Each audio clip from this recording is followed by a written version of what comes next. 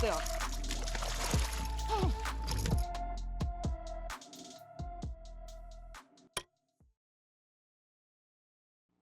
What's going on, everybody? As I spoke about in my most recent video, I do want to start doing breakdowns of lakes for you guys, especially when we have a tournament coming up. Our next event is October 5th and 6th, which is the AZ Bass Nation State Championship, which is also our qualifier for the Bassmaster Kayak Series Championship. Basically, what I want to do in these videos is show you on maps how I break down the water, and basically prep for my pre-fishing as well as tournament days. So what I like to do is I like to determine the number of pre-fishing days that I do have. So I'm going to get 3 days of pre-fishing for this event. One is a couple weeks before, and then I have the 2 days before the event that I'm going to be able to get on the water. We're not going to know what kind of weather's coming into this event as of right now. We are about a month out, and with that being said, we don't know what weather we will have while we're there. However, what we do know is the time of year it's going to be. It is going to be the fall transition bite. What kind of determines on where I'm going to spend majority of my pre-fishing is this right here. It determines if I'm going to launch to the north, central of the lake, or southern part of the lake. With it being a fall transition, the bass should be chasing shad, primarily looking up in the morning and throughout the day. When the sun gets high, I expect them to push back underneath trees. They're going to be holding to trees and using them as ambush points for those shad that are going to be kind of balling up in trees. So I expect myself to be a buzzbait, spinnerbait, chatterbait, some form of moving bait in my hand throughout the whole tournament. What I like to do on a lake that I do not know is I like to look at all the launch points.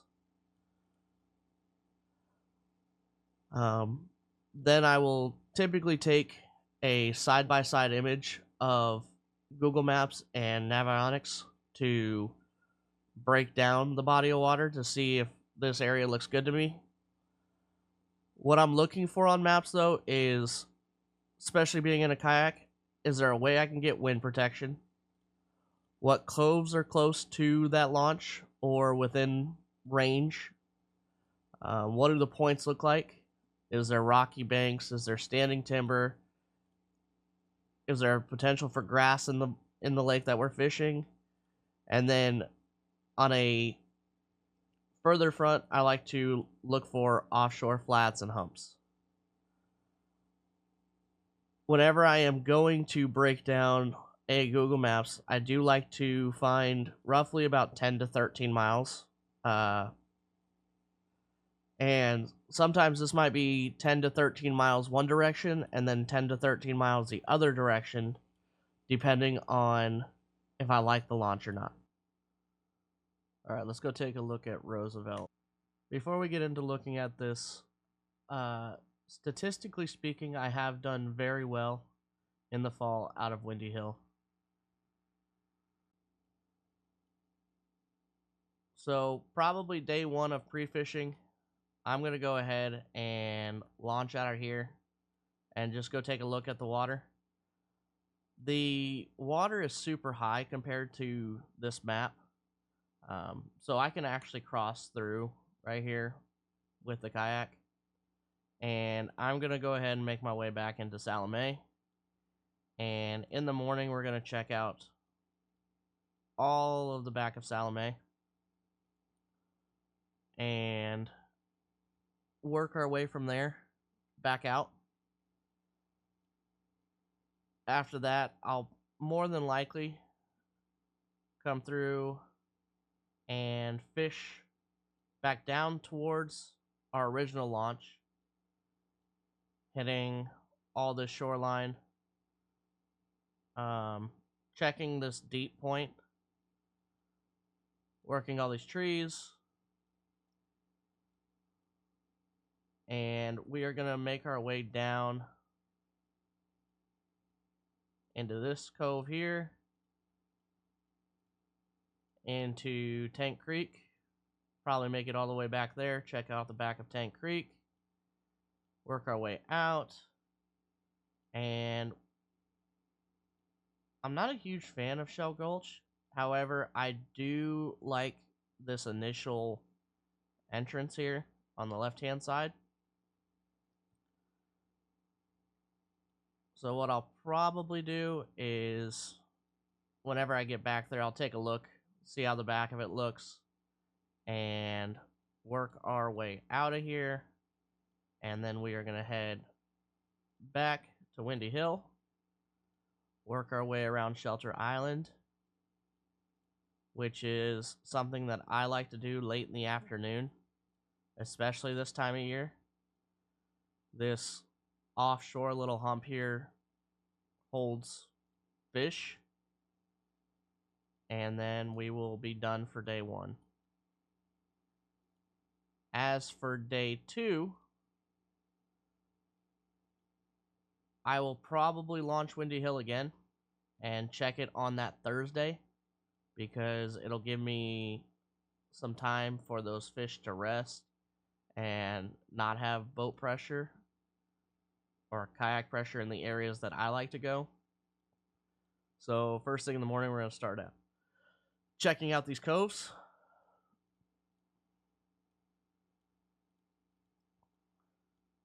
Then we are going to work our way down this entire shoreline.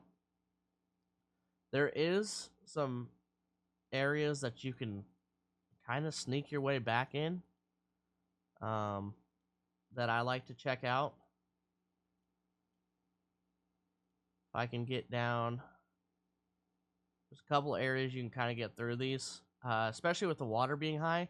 A lot of these trees are going to be submerged. Check out down here. Check out this little pocket here.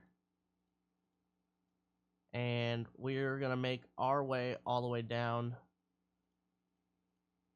into the cove next to the marina. Go under the bridge. Check out all this stuff back here.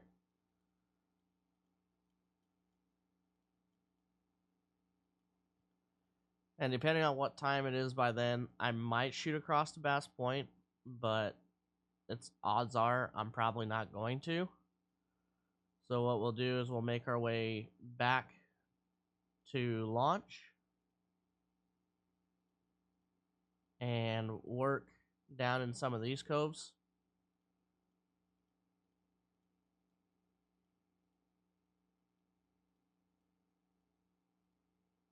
And then end our day there.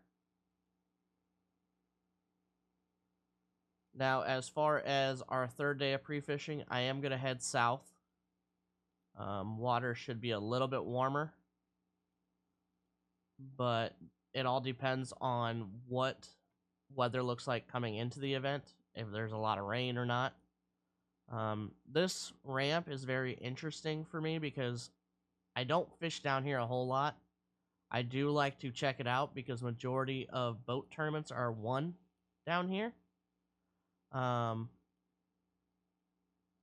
So what I would like to do is come down here, check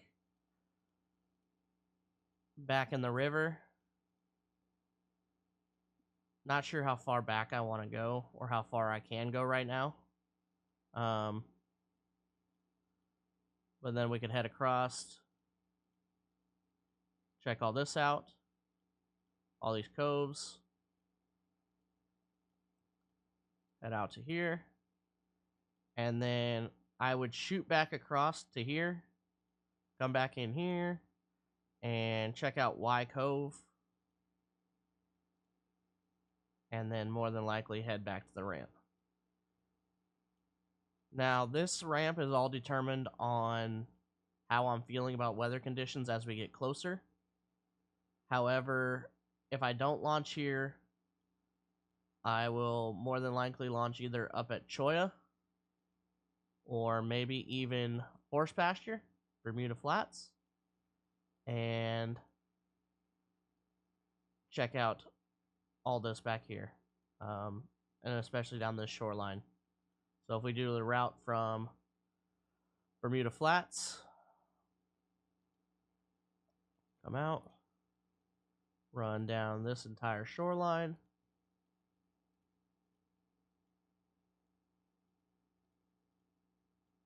get back in here, and this is where like route really doesn't matter.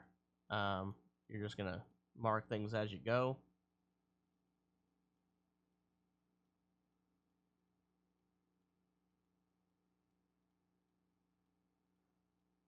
Just to really get an idea of what I think about doing this. I mean, I might even head all the way back, check it out. It all depends on what the water looks like when I'm out there. Granted, this is just hypotheticals of where I kind of plan on pre-fishing if things change. The only one that is for certain is this Windy Hill area because of history. As far as a confidence level, I love launching out of Windy Hill. You have a little bit of everything. You have some, shallower trees. You have some deep area. You have flats. This whole area is flat. Some offshore islands. And there's just a lot that you can make a switch midday. Now that we've talked about how I like to route and kind of plan for my pre-fishing, I want to talk about some baits that I'm going to focus on this tournament during pre-fishing. Like I said, this is a fall bite, so the shad spawn should be on. Whenever it gets fall time, I instantly tie on a buzzbait. With my buzzbaits, I do like a shorter wire, a little bit smaller of a profile, allows those bass to get a good hookup ratio. They key in on it a little bit better. I'm throwing this on a 7-foot medium heavy, Feeling Real series by Kistler. This is a half glass, half carbon fiber rod. I'm throwing it on 40-pound braid with a 7:1 gear ratio. Now with the buzzbait, I will throw this all day long. There will be a time where I'm like, no, that's not really working, especially this time of year, especially at this lake. This lake is known for buzzbait bite. I know a lot of guys will put it down, after that morning bite. And even if I put it down, I am still constantly picking this bait back up throughout the day. It is a big fish catcher. Now, the next bait I want to talk about is a similar profile to that buzzbait, and it is a chatterbait. Now, I will pull this out when the sun gets super high. I feel those bass have retreated back into the trees. They're still eating. This time of the year, they're eating all day long. This is the exact same rod that I'm throwing the buzzbait on. It's the 7-foot medium heavy Feeling Real series. I am throwing this on 15-pound fluoro with a 8-to-1 gear ratio.